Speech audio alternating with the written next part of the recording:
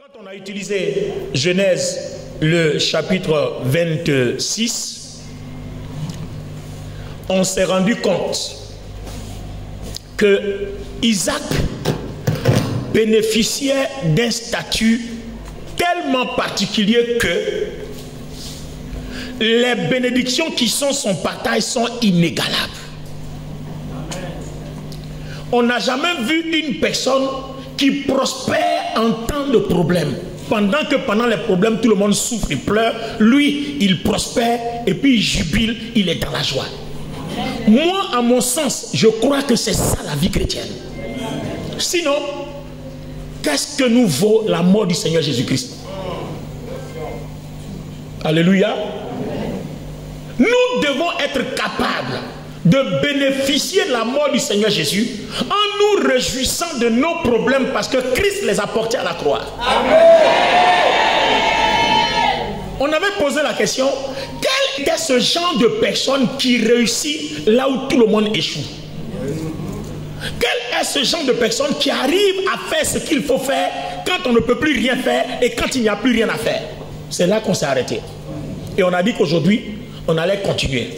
Et aujourd'hui, je vais parler des deux bénédictions, la grâce et les deux bénédictions. Alors, on va prendre notre passage de base d'appui dans Genèse, le chapitre 26. On va lire du verset 1 à 6 et ensuite du verset 12 à 16. Tu lis la version standard. Genèse, chapitre 26, à partir du verset 1.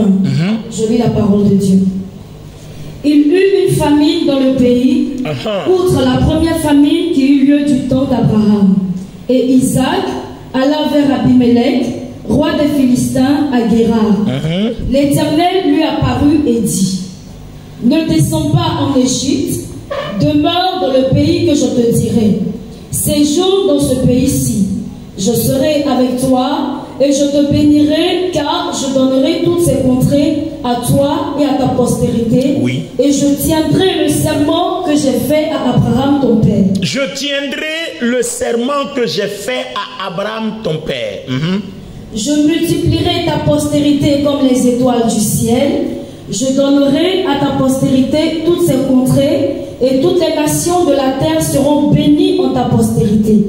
Parce qu'Abraham a obéi à ma voix. Donc tout ça, Dieu va le faire pour Isaac parce que son papa, son père Abraham a obéi à lui, Dieu, sa voix.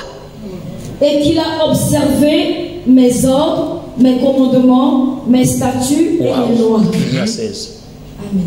Isaac sema dans ce pays. Très bien. Et il recueillit cette année le centuple, car l'Éternel le bénit. Cet homme devint riche et il alla s'enrichissant de plus en plus jusqu'à ce qu'il devint fort riche. Il avait des troupeaux de menu bétail et des troupeaux de gros bétail et un grand nombre de serviteurs. Aussi, les Philistins lui portèrent envie. Et les Philistins étaient jaloux de lui. C'est bon. Alors, les amis, merci de vous asseoir. S'il vous plaît, si vous voulez réussir votre vie chrétienne, écoutez-moi attentivement. J'ai des choses à vous dire. Des choses profondes de la Bible à vous dire. Écoutez-moi. Soyez très éveillés ce matin. J'ai retenu deux choses dans le passage qu'on a lu. La première partie, Genèse 26, de 1 à 6, et la deuxième partie, Genèse 26, de 12 à 16. De 1 à 6, il est mentionné que Dieu a béni Isaac en pleine famine, en pleine difficulté, à cause d'Abraham. N'est-ce pas là le visage de la grâce? C'est-à-dire, Isaac n'a rien fait. Il a eu la chance d'appartenir à Abraham, et il rentre dans une grâce qu'il reçoit pour quelque chose que quelqu'un a déjà fait. Quelqu'un a fait. Très bien. Alléluia. Donc Isaac est béni parce que Abraham a fait quelque chose.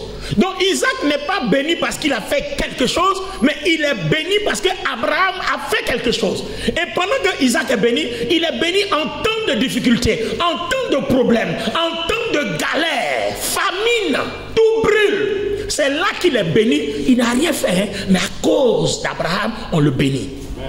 Lui-même, si c'est lui-même, voilà son but. Il dit, ici là, ça ne marche pas, je m'en vais ailleurs. Ça, c'est la conception Isaac. Amen. Maintenant, la conception, Abraham dit, nous là, on ne fuit pas les problèmes, on réussit dans les problèmes. Nous, on n'évite pas les problèmes, on règle les problèmes, on trouve des solutions, et puis quand on finit, on passe à autre chose. Ça, c'est la conception abrahamique. Ça, c'est la première partie de Genèse 26, 1 à 6. Maintenant, la deuxième partie, il a dit, Dieu bénit Isaac. Il devenait important, il allait de plus en plus important. Il devenait riche et il allait de plus en plus riche dans les problèmes. Là où les gens qui ont leur pays ne réussissent pas, lui, il réussit et il réussit de plus en plus. Lui, il est important et il est important de plus en plus. Il est riche et il est riche de plus en plus. Quel est ce genre de personne-là? Alors, pour comprendre ça, il faut étudier ce qu'on appelle les deux bénédictions. Dans la Bible, il y a deux sortes de bénédictions. Il y a d'abord deux catégories de bénédictions. La première catégorie, c'est la bénédiction dans l'Ancien Testament. Et la deuxième catégorie, c'est la bénédiction dans le Nouveau Testament. Maintenant, les sortes de bénédictions dans les catégories, il y a la bénédiction matérielle, il y a la bénédiction sociale, il y a la bénédiction financière. Ça, tout ça, c'est un groupe. Maintenant, il y a la bénédiction spirituelle. Donc, quand 1 Jean 3 dit, je souhaite que tu prospères à tous égards, comme prospère l'état de ton âme. À tous égards, ça veut dire quoi? C'est-à-dire socialement et spirituellement. C'est-à-dire socialement, il faut que tu aies des maisons, des voitures, de l'argent, des entreprises et tout ça. Maintenant, spirituellement, il faut que tu domines sur tout esprit mauvais, que tu aies le ciel et la vie éternelle. Amen. Amen. Et si vous remarquez bien, même dans Matthieu 19, le Seigneur Jésus l'a dit, quand Pierre a posé la question, Seigneur, on a tout laissé et puis on t'a suivi. Bon, là, depuis on mange, on parle, on te suit, on marche, on parle en langue seulement. On chasse les démons, on dit Jésus est Seigneur, mais en vérité, on gagne quoi? Apparemment, on a l'impression que la question de Pierre est tendancieuse et n'est pas bien. Mais en réalité, il pose une question à laquelle le Seigneur va nous donner une réponse agréable. Amen. Le Seigneur dit, il n'y a personne qui suit cette terre, ayant tout laissé, son père, sa mère et tout pour me suivre, n'hérite pas ici sur la terre de biens, de richesses, de trésors, de gloire, et puis après, ensuite dans le siècle à venir, la vie éternelle. Donc le Seigneur Jésus confirme les deux sortes de bénédictions, matérielles et spirituelles. Amen. Les deux bénédictions. Donc, deux catégories et deux sortes. Maintenant, on va étudier le niveau. Le niveau de la catégorie et de la sorte de bénédiction dans l'Ancien Testament. Va dans Genèse, le chapitre 22. Lis-moi du verset 1 à 14, rapidement. Après ces choses, Dieu mit Abraham à l'épreuve et lui dit, Abraham, et il répondit, me voici. Très bien. Dieu dit, prends ton fils, ton unique, celui que tu aimes, Isaac. Va-t'en au pays de Morisha, et là, offre-le en holocauste sur l'une des montagnes que je te montrerai. Abraham se leva de bon matin, sella son âne et prit avec lui 2 serviteurs et son fils Isaac. Il fondit du bois pour l'holocauste et partit pour aller au lieu que Dieu lui avait dit. Très bien. Le 3e jour, Abraham, levant les yeux, vit le lieu de loin. Et Abraham dit à ses serviteurs, restez ici avec l'âne, moi et le jeune homme, nous irons jusque-là pour adorer. Très bien. Et nous reviendrons auprès de vous. Abraham prit le bois pour l'holocauste, le chargea sur son fils Isaac et porta dans sa main le feu et le couteau. Très bien. Et ils marchaient tous deux ensemble. Alors Isaac, parlant à Abraham, son père, lui dit, mon père. Et il répondit, me voici, mon fils. Isaac reprit, voici le feu et le bois. Mais où est l'agneau pour l'holocauste? Verset 8. Abraham répondit, mon fils, Dieu se pourvoira lui-même de l'agneau pour l'holocauste. Et ils marchèrent tous deux ensemble. Lorsqu'il fut arrivé au lieu que Dieu lui avait dit, Abraham y éleva un autel et rangea le bois. Il lia son fils Isaac et le mit sur l'autel par-dessus le bois. Puis Abraham étendit la main et prit le couteau pour égorger son fils. Alors l'ange de l'Éternel l'appela des cieux et dit, Abraham, Abraham. Et il répondit, me voici. L'ange dit, n'avance pas ta main sur l'enfant et ne lui fais rien, car je sais maintenant que tu crains Dieu et que tu ne m'as pas refusé ton fils, ton unique. Abraham leva les yeux et vit derrière lui un bélier retenu dans un buisson par les cornes. Et Abraham alla prendre le bélier et l'offrit en holocauste à la place de son fils. Bien. Attendez, Église, à partir d'ici, on a besoin de l'œil de l'Esprit Saint pour comprendre ce qui se passe. Vous voyez, il s'agit là de l'histoire d'un père et de son fils. Et Dieu demande au père d'aller sacrifier son fils pour sa gloire. Et le père Abraham ne refuse pas, il fait tel que Dieu l'a dit. Et au dernier moment, Dieu dit, ne le sacrifie pas. Mais je voulais voir juste si tu crois. Et maintenant que je vois que tu as confiance, que tu crois, toutes mes promesses vont se réaliser.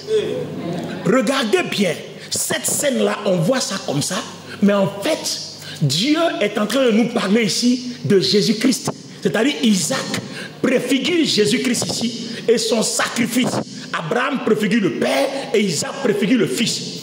Quand on parle de préfiguration, regardez un peu ce qui s'est passé. Quand vous lisez l'Ancien Testament, il y a toujours des parallèles. C'est-à-dire, l'histoire de l'Ancien Testament ne fait rien d'autre que de révéler le Christ. Donc, pour le moment, on est dans l'ombre de l'Ancien Testament. Et ce qu'on dit dans l'ombre, c'est ce qui sera révélé à la lumière dans le Nouveau. Donc, le sacrifice d'Isaac, vous voyez que c'est dans l'ombre. On ne comprend pas bien. On a l'impression que c'est juste une histoire. Non, ce n'est pas une histoire. On est en train de nous dire ce qui va venir. Vous voyez, après le sacrifice à la croix, voici maintenant les promesses qui vont être notre partage. Dieu dit, comme tu crois. Et quand Christ meurt à la croix, maintenant on dit, celui qui croit en lui maintenant a la grâce. C'est la même chose qui s'est passée là. Comme maintenant tu as cru, comme tu as offert un sacrifice, comme tu as cru, on ne va pas achever le sacrifice, c'était juste pour voir. Mais maintenant, là, voici les grâces qui accompagnent. Vous comprenez? Donc, on préfigure, on montre déjà quelque chose qui va venir. Donc là, à ce point-là, il faut l'œil de l'esprit. Il faut l'entendement de l'esprit. Je peux avancer? Regardez en Égypte. Si vous avez remarqué, il s'est passé quelque chose. Quand la mort devait passer sur les maisons des Égyptiens, qu'est-ce que Dieu a dit?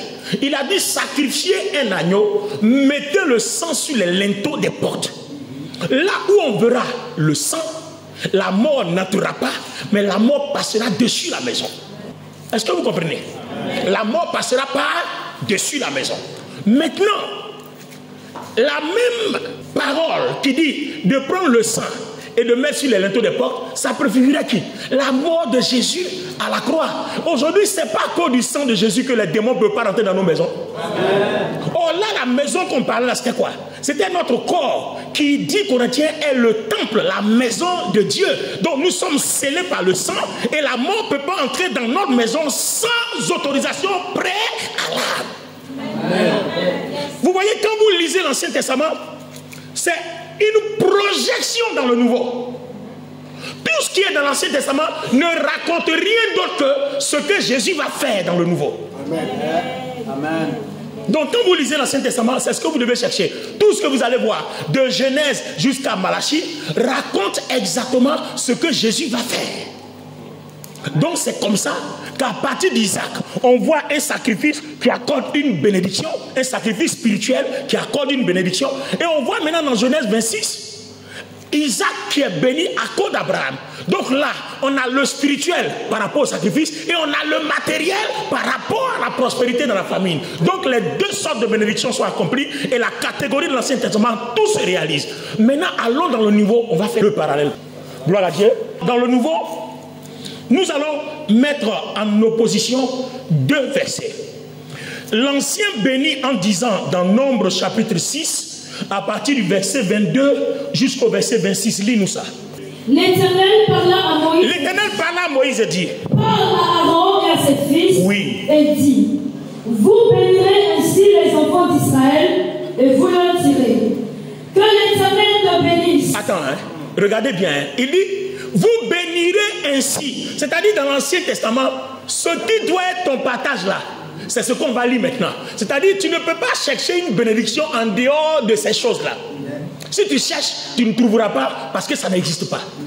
Un homme ne reçoit que ce qui lui a été donné du ciel. Ce que Dieu met à ta disposition, c'est ce qui est pour toi. Il dit, vous bénirez ainsi. Alors, le ainsi là, premièrement, que l'Éternel te bénisse. Que l'Éternel, c'est pas fini. Et qu'il te garde. Que l'Éternel te bénisse et qu'il te garde. Ça fait un. Que l'Éternel fasse luire sa face sur toi et qu'il t'accorde sa grâce. Donc, quand l'Éternel te bénit, la conséquence, il te garde. Quand l'Éternel fait lui sa face sur toi, la conséquence, tu as la grâce. Donc en fait, la grâce n'est pas un nouvel élément du Nouveau Testament, ça existait depuis l'Ancien. Ça existait depuis l'Ancien. Donc la grâce n'est pas un nouveau mot, c'est pas un mot du Nouveau Testament, c'est un mot de l'Ancien. Seulement, il faut que tu arrives à obtenir que Dieu fasse lui sa face sur toi. Et comment? Il faut que tu obéisses alors à toute la loi, parce qu'on est dans l'Ancien Testament. Or, nous savons tous que Romains dit, la loi là est venue pour nous bloquer, afin que personne ne soit béni, pour qu'on cherche la face de Dieu. Donc ça veut dire que, pour que Dieu fasse lui sa face sur toi, tu vas chercher, tu ne vas jamais trouver, parce que la loi est là pour t'empêcher de voir cette gloire. Alléluia. Amen. Alléluia. Amen. Donc maintenant, comme la loi est là pour t'empêcher de voir cette gloire, dans Romains 5, il a dit, Christ est venu mourir pour qu'on satisfasse, enfin pour que la loi soit satisfaite. Donc, le sacrifice de Christ à la croix satisfait la loi. Et quiconque croit en Christ rentre dans l'accomplissement de ce que Christ a fait à la croix. Ça veut dire qu'à partir de Christ, la face de Dieu peut lui sur nous. Mais à cause de qui? À cause de Christ. Comme Dieu bénit Isaac à cause d'Abraham. Donc, de la manière dont Isaac est béni à cause de quelqu'un, nous aussi nous sommes bénis à cause de quelqu'un. Donc, il s'agissait du Père Abraham et de son fils. Là aussi, il s'agit de Dieu le Père et de son fils Jésus-Christ. Donc, c'est même Père et Fils. Père et Fils. C'est le parallèle.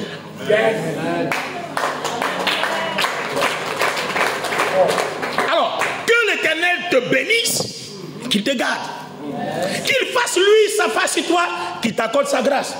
Maintenant, troisièmement, il dit que l'Éternel tourne sa face vers toi. Que l'Éternel tourne sa face vers toi et qu'il fasse quoi? Te donne la paix. Et qu'il te donne la paix. Donc, on a la bénédiction qui permet à Dieu de nous garder.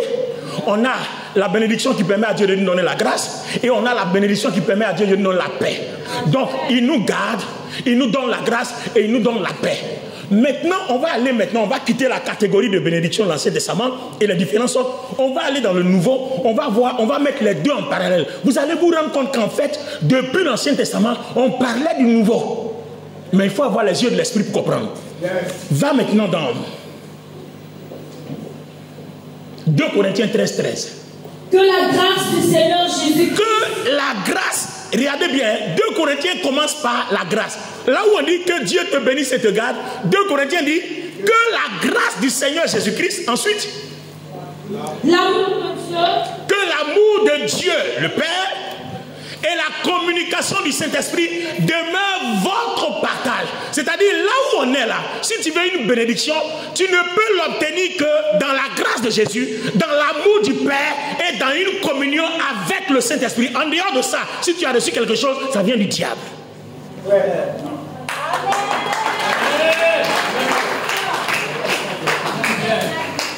Alors, regardez bien. On va ensemble étudier la chose. Merci. Que la grâce. Est-ce que dans les 3 bénédictions, l'Ancien Testament, il n'y avait pas grâce? Il y avait grâce. Donc que la grâce de notre Seigneur Jésus-Christ, Donc que Dieu fasse, lui, sa face sur toi, qui t'accorde sa grâce. Donc on réalise qu'avant, pour recevoir la grâce, il faille que Dieu fasse, lui, sa face sur toi. Mais il faut obéir à la loi. Or, cette fois-ci, on dit que la grâce de notre Seigneur Jésus-Christ. Éphésiens 2:8 dit, nous sommes sauvés par pure grâce. C'est-à-dire, on bénéficie par la grâce, par le moyen de la foi. On ne me demande pas d'obéir à la loi. On dit, si je crois en Christ, j'ai la grâce. Le principe change, mais le parallèle demeure. Je ne vais plus obéir à la loi, mais je vais avoir la foi. Pourquoi? Parce que ma foi accomplit la loi en Christ, dans ce que Christ a satisfait la loi à la croix. Amen. Yes. Regardez bien, que la grâce de notre Seigneur Jésus, maintenant, que l'amour de Dieu le Père, que l'Éternel Dieu te bénisse et te garde. Quand Dieu t'aime, sa première chose est de t'accorder la bénédiction pour que tu aies un témoignage qu'il a une présence effective dans ta vie. Amen. Tout à l'heure, on va le confirmer dans les Écritures. Alléluia. Amen. On va le confirmer. Quand Dieu t'aime, il fait toujours quelque chose. Donc, qu'il te bénisse et puis qu'il te garde. Maintenant, la troisième dit quoi? Que l'Éternel tourne sa face vers toi, qui t'accorde la paix. Or, nous savons que la paix, c'est un fruit de l'Esprit. Yes. Dans la communication du Saint-Esprit. Donc, c'est là. Ce côté-là, c'est pour le Saint-Esprit. Et la grâce, c'est pour Jésus-Christ. Et que Dieu te garde, c'est pour le Père. Le parallèle est établi.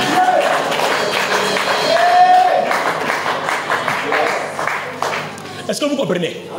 Donc, quand vous lisez la Bible, de Genèse à Apocalypse, tout ce que nous cherchons, c'est la grâce de Jésus, c'est l'amour du Père, c'est la communion du Saint-Esprit. On gagne notre gloire. Celui qui a compris ce secret-là a découvert la puissance de Dieu. Pourquoi Paul dit Christ en nous, l'espérance de la gloire?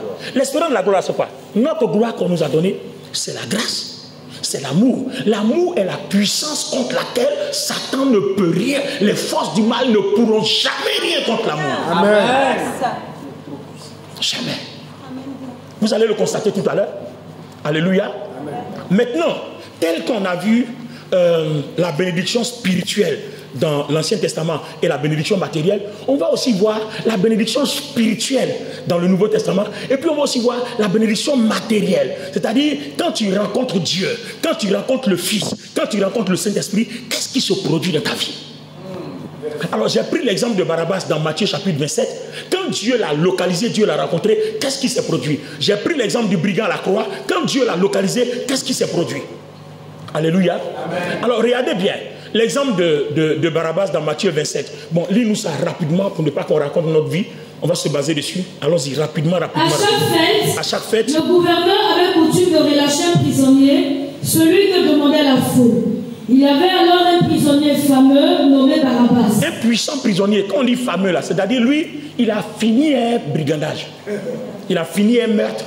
Il a fini un viol. Il a fini un vol. Le père du crime. Voilà, le père du crime. Voilà, si tu veux, un héritier, un disciple accompli du crime. Voilà, donc prisonnier fameux. Allons-y. Quand ils étaient assemblés, Pilate leur dit: lequel voulez-vous que je vous relâche, Barabbas ou Jésus qu'on appelle Christ? Car ils savaient que c'était par envie qu'ils avaient livré Jésus. Pendant qu'il était assis sur le tribunal, sa femme lui fit dire qu'il n'y ait rien entre toi et ce juste. Car aujourd'hui, j'ai beaucoup souffert en songe à cause de lui. Les principaux sacrificateurs et les anciens persuadèrent à la foule de demander Barabbas et de faire périr Jésus. Le gouverneur, prenant la parole, leur dit: lequel des deux voulez-vous que je vous relâche? Ils répondirent: Barabbas. Pilate leur dit: que ferais-je donc de Jésus qu'on appelle Christ? Crucifie-le. Tous répondirent: qu'il soit crucifié. Le gouverneur dit: mais quel mal a-t-il fait? Et ils crièrent encore plus fort: donc vous voyez, quel mal a-t-il fait? Et la suite du passage va nous montrer que on va libérer Barabbas et Jésus va être crucifié à la place où Barabbas devait être crucifié. Bon, dites-moi, petite analyse, dites-moi, est-ce que Barabbas est chrétien? Non. Est-ce que Barabbas a prié pour demander de l'aide? Non. Simplement la grâce l'a localisé. Et quelle est cette grâce qu'il a localisée? Puisque la grâce de Jésus, elle nous localise que par la foi. Donc, si la grâce ne localise que par la foi, alors que lui n'a rien dit, il reste quoi? L'amour de Dieu. Donc Dieu a tant aimé le monde, y compris les brigands, les tueurs, les bons, les mauvais. Il a aimé le monde qu'il a donné. Donc Dieu a aussi aimé Barabbas, qu'il donne Jésus dans cette prison, et puis Barabbas sort. Donc quand l'amour te localise, tu n'as pas besoin de prier, parce que Dieu a un programme pour ta vie. Dieu, en te créant, a un programme pour ta vie. Est-ce que je parle à 10 personnes ici? Je dis Dieu, en te créant, a un programme pour ta vie. Il aime les bons, il aime les mauvais, il aime tout le monde. De toutes les personnes que Dieu a créées, il a un programme. Donc Dieu ne manquera pas de te visiter. Que tu sois païen, que tu sois chrétien, Dieu aime le monde. Il n'aime pas le péché, mais il aime le monde. Il aime les hommes qui sont dans le monde, qui sont pécheurs. C'est le péché, il n'aime pas. Donc Dieu a tant aimé qu'il donne. Quand la grâce te localise à partir de l'amour de Dieu, tu ne pries pas. C'est le programme de Dieu qui s'accomplit dans ta vie. Donc, quand Barabbas sort, vous voyez bien, quand Barabbas sort, il s'en va dans la vie sociale, dans la vie active. Or, à la croix, le brigand, pendant que l'autre insultait Jésus, on est dans Luc 23, pendant que l'autre insultait Jésus, il y a un qui dit, mais toi là-haut, est-ce que tu ne sais pas que toi et moi, on est coupables? Nous là, on est des mauvais, donc on paye. Mais le monsieur qui est au milieu là, il a fait quoi? Il n'a rien fait. Donc il se tournait et dit, Seigneur, moi je crois en toi. Hein. Pendant qu'il te bafoue là, moi je crois en toi. Souviens-toi de moi quand tu reviendras dans ton règne. Et puis Jésus dit, aujourd'hui même, tu es au paradis. Alors, lui il ne va pas dans la vie active, pendant que Barabbas s'en va dans la vie active, libéré par la grâce, par le moyen de l'amour de Dieu. L'autre s'en va au paradis, libéré par la grâce, par le moyen de sa foi. Donc les deux catégories sont réunies.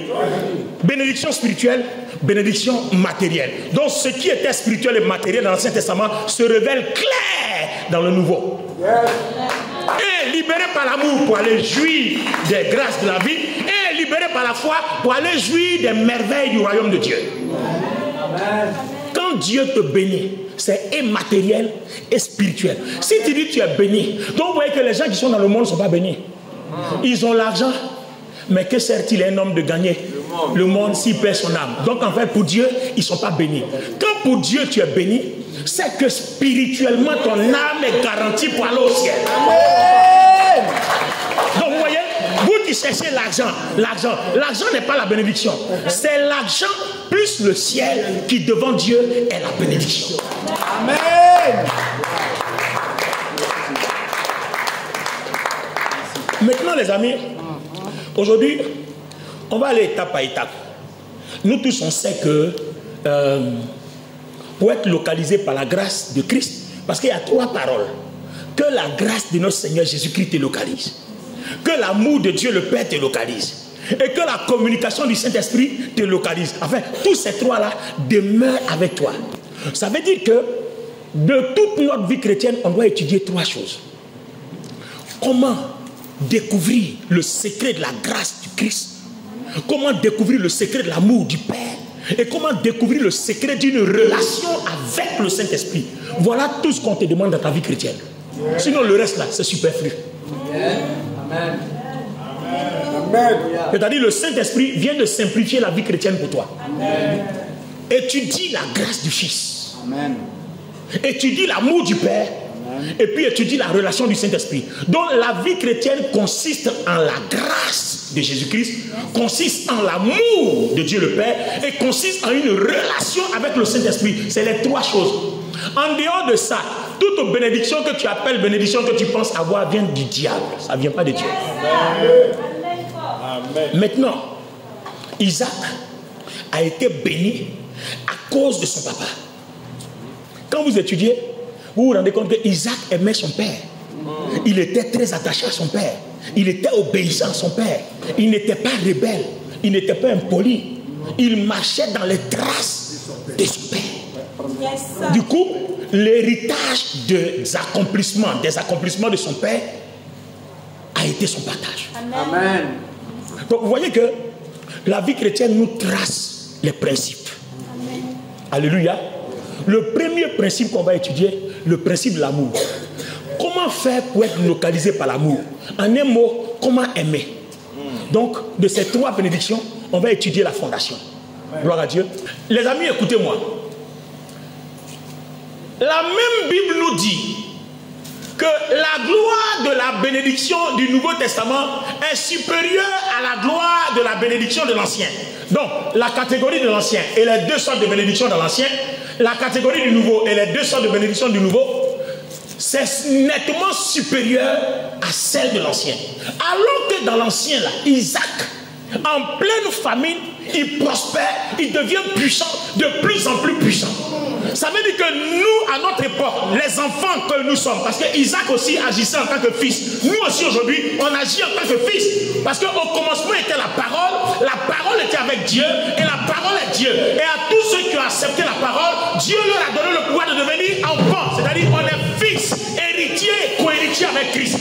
Isaac, dans sa position de Christ, de fils, réussit en pleine famine. Et nous, dans notre position de fils, comment devons-nous pas être bénis au-delà d'Isaac, parce que notre alliance est supérieure? Mais qu'en est-il? Ça ne marche pas, parce que soit on n'a rien compris, ou bien alors soit on ne se soumet pas au principe. J'ai parlé à 10 personnes ici. Je peux avancer? Ah. Alors, Église, regardez bien. Romains 13, 8 va dire: ne devez rien à personne. Ne devez rien à personne. Si ce n'est de vous aimer les uns les autres. Ça, c'est le verset 8. Car Attends, doucement. Ne devez rien à personne. Si ce n'est de vous aimer. Je suis à la fin de la première partie. La grâce et les 2 bénédictions. Et on touche le premier principe. Sur les 3 bénédictions, on a commencé à toucher la fondation. Parce que Dieu a tant aimé qu'il a donné le Fils. Donc on ne peut pas parler de la grâce du Fils sans parler de l'amour qu'il donne. Il a aimé, il a donné. Donc la fondation, c'est quoi? C'est l'amour. Alors, il dit: ne devez rien à personne, si ce n'est de vous aimer. Alors, quand la Bible dit ça, la Bible nous enseigne que quand tu aimes, tu ne dois plus rien à qui que ce soit, même pas au diable. Alors, si tu veux savoir pourquoi, le verset 9 va nous enseigner. En effet, le commandement, tu ne commettras point d'adultère. En effet, suivez bien le commandement, tu ne commettras point d'adultère. Tu ne tueras point. Tu ne tueras point. Tu ne déroberas point. Tu ne voleras point. Tu ne convoiteras point. Tu ne convoiteras point. Ce qui peut encore y avoir se résume et tous les commandements qui existent dans la loi se résument en une seule parole. Et la parole dit quoi? Tu aimeras ton prochain comme toi-même. Ça finit. C'est-à-dire, de la façon dont Jésus-Christ, en mourant à la croix, a accompli la loi, si moi aussi, à cause du même amour que Jésus a eu pour moi pour mourir, si j'aime mon prochain, j'ai satisfait à toute la loi.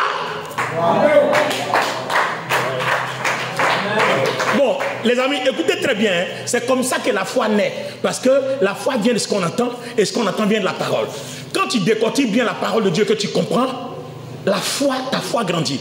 Regardez bien. Si j'ai aimé mon prochain, j'ai satisfait à toutes les exigences de la loi. Or, c'est dans la loi que le diable se cache à cause de ce que la loi nous pousse à pécher. Parce que la Bible dit quoi? Si on ne m'avait pas dit que tu ne convoiteras pas, le jour où je convoitais, on n'allait jamais dit que c'est un péché. Mais comme la loi a dit que tu ne convoites pas, donc quand je convoite, ça devient un péché. Et c'est là que le diable intervient. Donc on suppose que là maintenant le diable, il a beaucoup de choses à me réclamer. D'accord? J'ai menti, j'ai volé, j'ai fait tout ça. Mais la Bible dit, quand j'aime mon prochain, tout ça est fini, ça annule tout. Le seul amour que j'ai pour mon prochain annule tout ça. Yes.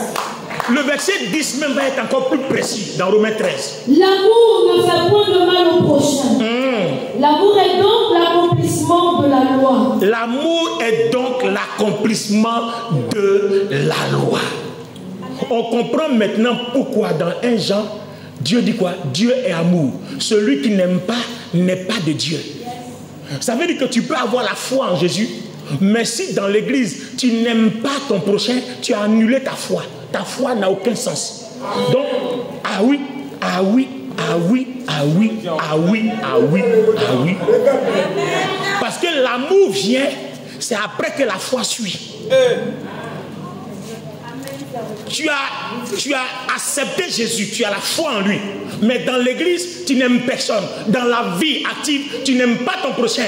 Tu montres que tu n'as pas accepté Jésus. Parce que si tu avais la foi en Christ, tu aurais compris que cette foi-là existe que par l'amour.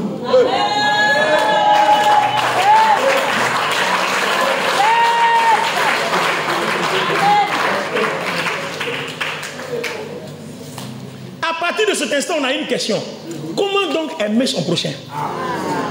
Parce qu'on se rend compte que c'est la chose la plus importante. Aimer son prochain. Alors, pour aimer son prochain, les amis, il faut commencer d'abord à déposer les difficultés de l'amour. Parce que pour pouvoir aimer son prochain, il faut réaliser les différentes catégories d'individus. Impolis, insoumis, respectueux, déshonorants, honorants. En tout cas, comment on appelle ça? Les frustrés. Bon, tu as fait à ceux-là, il faut en tout cas attacher ta ceinture. Pour aimer son prochain, il faut commencer à résoudre les problèmes qui se posent. Bon, je disais hier sur la plateforme de Paris, sur le Zoom, je disais hier, l'amour là, c'est pas un problème en famille. Bon, tu aimes ton papa biologique, tu aimes ta maman biologique, tu aimes ton frère biologique, tu aimes ta soeur biologique. Dieu dit, ce n'est pas ce qu'il te demande. Vous savez pourquoi? Il dit, vous aimez donner l'argent à vos copains, non? À vos amis, à vos frères. Le diable aussi fait la même chose. Donc, toutes les fois que tes actes sont similaires à ce que le diable fait, ce n'est pas comptabilisé comme une gloire.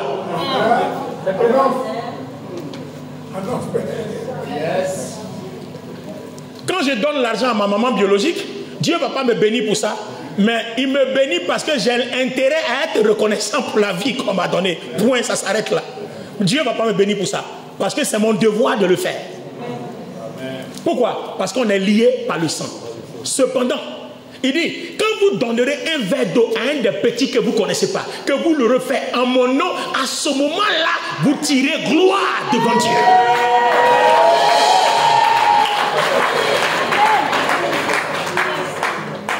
Attends, en famille là, quand ton petit frère ou bien ta grande soeur vous insultez, même papa et maman, vous faites vos palabres jusqu'à mais le sang ne se perd pas. Un jour vous vous asseyez et puis vous réglez. Mais au dehors, même ton frère va te faire du mal, ça sera difficile de prendre un couteau de le poignarder. Mais au dehors, quelqu'un que tu ne connais pas, il t'a giflé, tu vas le gifler 2 fois. Toi tu es qui? Tu vas me gifler comme ça, cadeau. En tout cas. Église, c'est pas comme ça qu'on est. C'est ça même. Mais si ton frère te gifle là, tu vas laisser, tu vas aller appeler ton papa, tu vas appeler ta maman, tu vas appeler les oncles, et puis on va s'asseoir, ça fait un grand tribunal, gabata familial, pour régler cette histoire. Mais quand quelqu'un t'a giflé dehors, c'est quel tribunal? Si tu as laissé ces cadeaux, et c'est là qu'on ne laisse pas passer cadeaux, et c'est là aussi que Dieu t'attend pour te donner la grâce. Donc, si nous voulons que l'amour de Dieu nous localise, comme il a localisé Barabbas, nous aussi, nous devons être amour. C'est la connexion. C'est la connexion. Aimer son prochain, c'est accomplir la loi. Donc, quand Dieu aime, Dieu accomplit la loi, toutes nos fautes tombent sur Jésus. Alors, les amis, le problème, si quelqu'un te tape sur la joue gauche, donne la droite. Bon, ton petit frère t'a tapé, tu l'as frappé, c'est cadeau. Quand on va aller voir ta maman, on dit bon, ici on frappe pas, on n'insulte pas grand frère, donc on t'a frappé, c'est cadeau. Le tribunal est déjà réglé.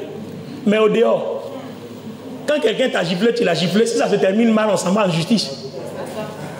Donc les amis, c'est là que se trouve le problème. Quand pour rien comme ça, puis quelqu'un passe et puis tire et puis dit tchourou. Bon, quand on dit tchourou là, chez nous ici là, les blancs ne connaissent pas, mais chez nous ici, on t'a fait tchourou, tiens, mais ça dit ça, on a limé dans tes côtes. On t'a fait tchourou, on t'a rien. Pourquoi tu me regardes et puis tu vas faire tchourou? Pourquoi? C'est à cause de quoi même? Maintenant la Bible dit, si on est passé, on a regardé, tu n'as rien fait qu'on t'a fait tchourou, que tu n'as pas répondu, Dieu dit, tu as la grâce. À cause de l'amour que tu as manifesté pour ce prochain. Yes. On comprend pourquoi Dieu dit priez pour vos ennemis. Et on comprend aussi pourquoi Dieu dit garde ton cœur plus que tout. Parce que tout ce qu'on fait là, ça rentre dans ton cœur. Et ton cœur te pousse à t'affirmer. Donc, manifester l'amour, aimer son prochain, ce n'est jamais affirmer son autorité. C'est pour ça que Dieu a dit à Paul, ma puissance s'accomplit dans la faiblesse. Quand on t'insulte, ne parle pas.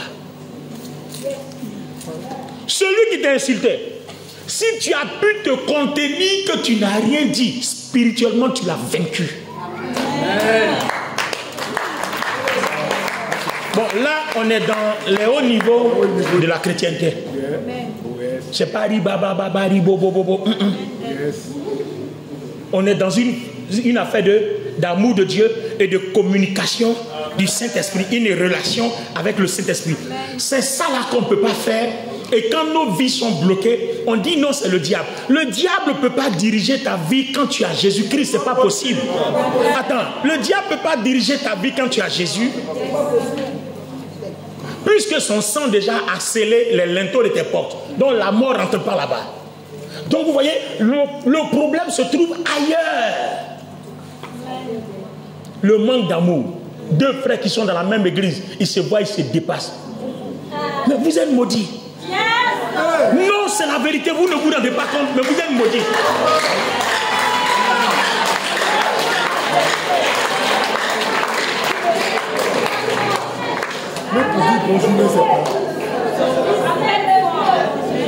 Tu respectes pas tes aînés, tu respectes pas tes aînés, tu respectes pas les grands, tu respectes pas, mais c'est grave. Tu es impoli, tu fais ce que tu veux, mais c'est grave. C'est grave. C'est pour ça qu'on n'est pas béni. Il y a 3 bénédictions. Que la grâce de Jésus, que l'amour du Père. Donc pour le moment, on est dans la localisation de l'amour. Comment tu vas faire pour que l'amour de Dieu là t'accompagne tous les jours? Parce que nous, on sait que quand l'amour de Dieu s'exprime, le coupable devient innocent. Yes.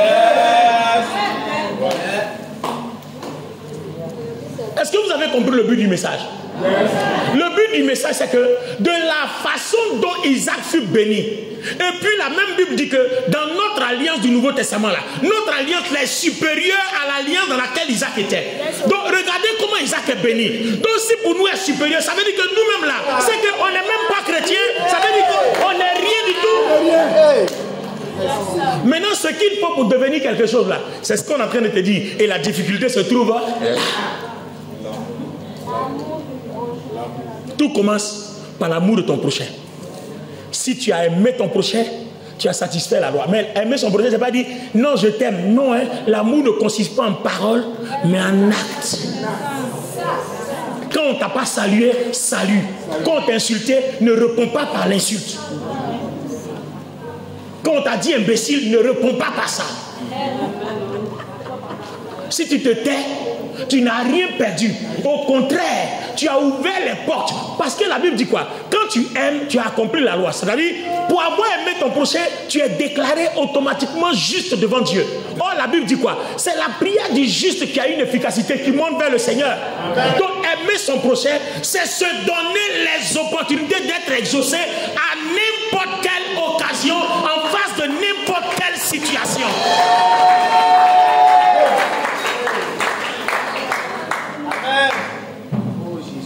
En réalité, on vient à l'église, mais permettez-moi, ce n'est pas une injure, mais nous tous, à commencer par moi-même, on n'est pas convertis.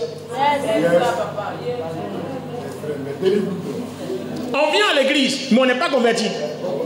Parce que ce qu'on fait pour devenir puissant, nous on ne le fait pas. Et nous on crie seulement Jésus, Rabo, Sakatalaba, tu es Dieu. Mais depuis tu cries comme ça là, ça ne se passe pas. Tu ne vois pas qu'il ne t'écoute pas. Ça veut dire qu'à un moment donné, il faut changer de stratégie. On a une stratégie qui ne fonctionne pas depuis. Il faut la changer. Il faut la changer. Dis à ton ami, change ta façon de vivre. Change ta façon de te comporter. Change ta façon de parler aux gens. Change ta façon de parler devant ton prochain. Change ta manière. Change. Change.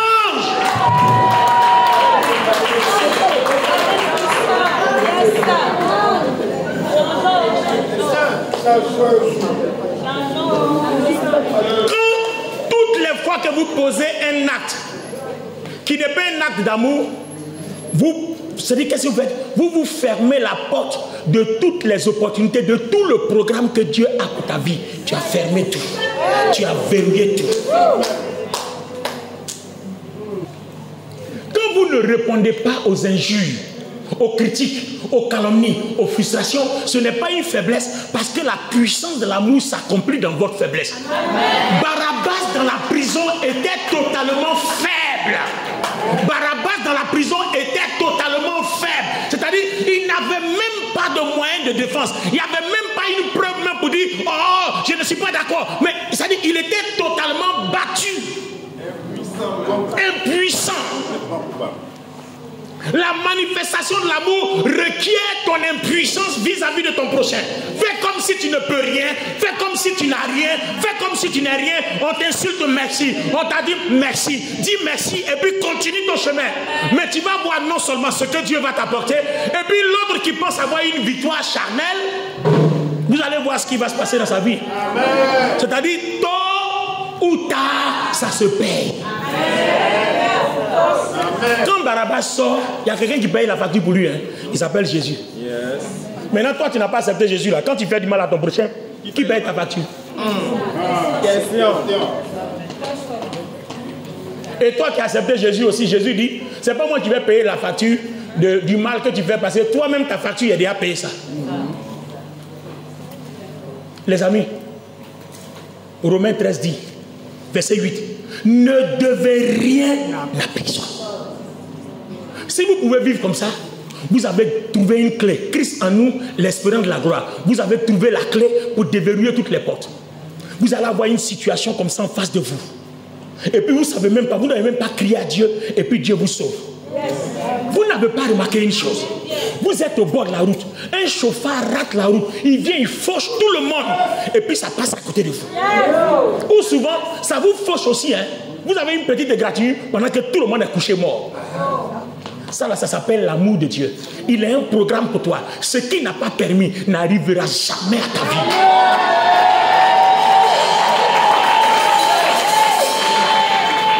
Donc vous voyez, quand vous priez, vous dites, Seigneur, ce que tu n'as pas permis ne m'arrivera pas. Pourtant tu n'aimes pas ton prochain, ça t'arrivera.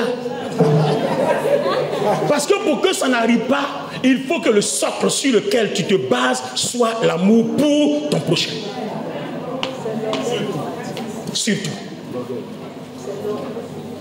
Les amis, éloignons-nous de tout ce qu'on pense fort. Ton orgueil te fait que, c'est-à-dire, tu es obligé de répondre à tout. Tu n'es pas obligé de répondre à tout. Quand ça te fait mal, murmure-toi seul, mais ne va pas te venger, laisse.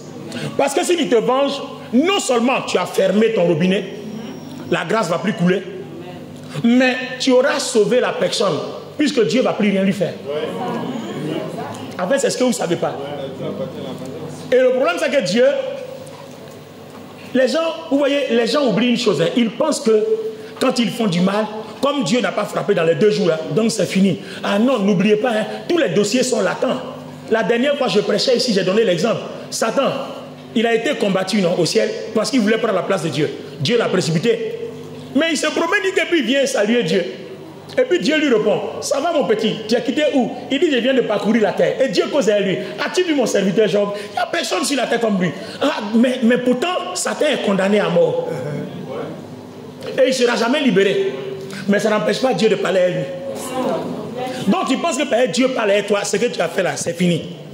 Voilà l'erreur que ceux qui ne connaissent pas la Bible commettent. Et puis ils pensent qu'ils font des choses aux gens, et puis c'est fini, ça reste comme ça dans les rues. Ah non, détrompez-vous. Quand vous connaissez les profondeurs de la parole, il y a des choses dans lesquelles vous ne rentrez pas. Ça t'attend. Le même Satan qui est condamné, sa place est dans les temps de feu, non? Nous dit la Bible. Mais jusqu'aujourd'hui, depuis 2000 ans, il continue de fatiguer les chrétiens. Et puis pas dans le monde, hein, dans l'église. Dans le monde là-bas, il leur donne prospérité, après il prend leur vie, leur âme. Mais dans l'église, là, il nous empêche d'être prospère, il est dedans, il mélange tout, il cafouille tout, il mélange tout. Et puis Dieu est là, il le regarde. Pourquoi Dieu ne le tue pas en même temps? Parce qu'il y a un temps fixé pour lui. Tout mal que quelqu'un fait, il y a toujours un temps fixé. Et on espère qu'avant le temps fixé, tu te rattrapes. C'est pour ça qu'il y a un temps fixé. Sinon, à l'époque, dans l'Ancien Testament, œil dent pour dent. On te met aussi bas. Et puis c'est fini.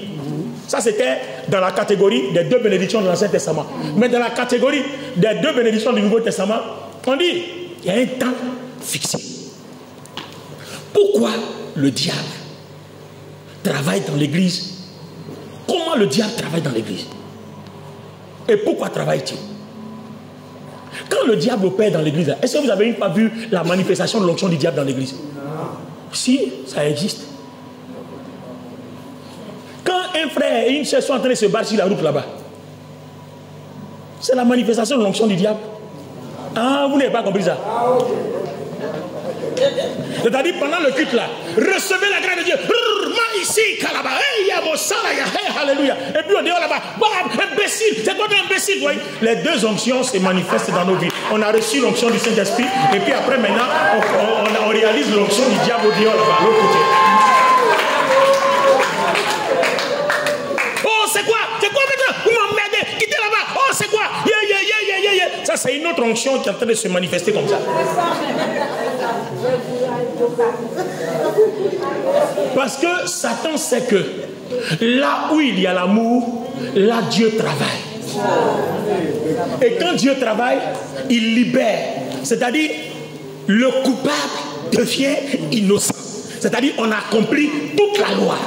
Donc Satan sait que l'amour a une puissance extrême.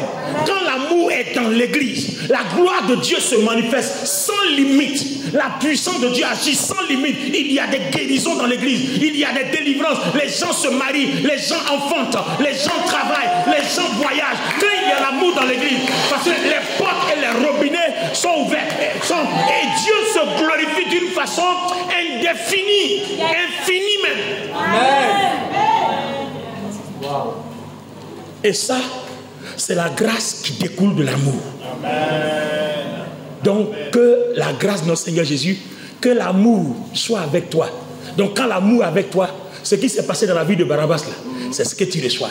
Et c'est ça là que le diable ne veut pas. Satan ne veut pas qu'on soit libre. Il ne veut pas que tu sois libéré du chômage. Il ne veut pas que tu sois libéré du célibat. Il ne veut pas que tu sois libéré de la stérilité. Il ne veut pas que tu sois libéré de quoi? De la galère, de la pauvreté. On dit dans ta famille, tout le monde meurt. Il ne veut pas que tu sois libéré de la mort. Oh, pour que tu sois libéré de la mort, c'est une seule chose que Dieu te demande. Aime ton prochain. Amen. Donc, dans vos familles, dans votre travail, dans le bureau, partout, tout le monde te provoque pour que ton amour soit déstabilisé, afin que le programme de Dieu soit aussi déstabilisé. Donc, au travail, ne succombe pas aux injures de ton chef. Au contraire, même rit. Paul même a dit, respectez vos chefs comme vous respectez Christ. Pourquoi Paul dit ça? Parce qu'il sait que si tu manques d'amour, alors Dieu n'opère plus. Amen. Même si tu as la foi. Amen. Parce que 1 Corinthiens 13 dit quoi? Tu deviens comme une cymbale. Ta foi est comme une cymbale qui retentit. Sans amour. Tu fais du bruit. Ta foi fait du bruit sans amour. Donc la foi est toujours accompagnée de l'amour. Donc dans le Nouveau Testament, les 2 catégories de bénédictions que nous avons, ça nous vient de la foi, ça nous vient de l'amour, et la troisième, ça nous vient du Saint-Esprit. Alors à partir d'aujourd'hui, retenez que si vous n'aimez pas votre prochain, que ce soit au travail, que ce soit à la maison, que ce soit dans le foyer, que ce soit, peu importe, au niveau de vos amis, à l'église encore là c'est pire, dans le monde là-bas, vos voisins, si vous ne vous aimez pas, Dieu ne vous localise pas. Parce que n'oubliez pas que l'amour là, Dieu aime tout le monde. Yes. Tout le monde. Donc ton voisin qui est païen, respecte-le. Tu ne connais même pas le programme de Dieu qui est sur lui. Respecte-le. Tu ne sais même pas si demain il sera pasteur, demain il sera prophète, demain, donc respecte-le. Tu ne sais même pas si demain il sera le président de ton pays. Respecte-le. Il y a des gens à qui vous avez fait du mal, ça vous a rattrapé, non?